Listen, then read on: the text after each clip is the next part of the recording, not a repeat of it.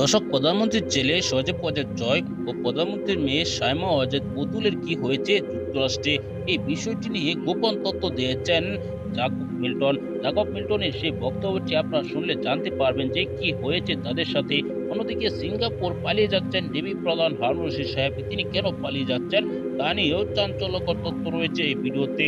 খুবই গুরুত্বপূর্ণ একটি ভিডিও, তাই ভিডিওটি না টেনে পুরো ভিডিওটি দেখবেন।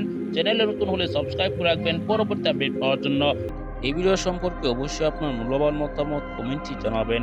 দর্শক, প্রধানমন্ত্রীর ছেলে সজীব ওয়াজেদ জয় অনেকদিন যাবৎ ধরে যুক্তরাষ্ট্র থাকেন, তার মেয়েও থাকেন যুক্তরাষ্ট্রে।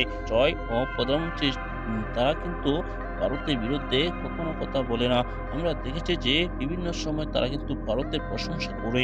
যুক্তরাষ্ট্রের মতো একটি শক্তিশালী দেশকে তারা কটূক্তি করে কথা বলে, কিন্তু ভারতকে কখনোই বলে না, ভারত যতই অপরাধ করে। দর্শক, তাহলে কি তারা ভারতের কোনো সাপোর্ট পেয়ে এই নির্বাচনে এসেছে?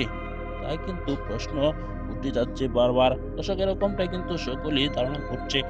দর্শক, এই ভিডিওতে আপনারা দেখেছেন সিঙ্গাপুর বৈঠক হয়েছে।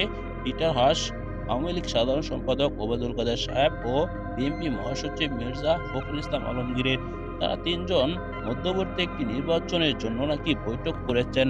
দর্শক, এরকমটাই কিন্তু তথ্য বেরিয়ে আসছে একের পর এক। দর্শক, এইসব বিষয় নিয়ে আপনার কি মতামত জানাবেন।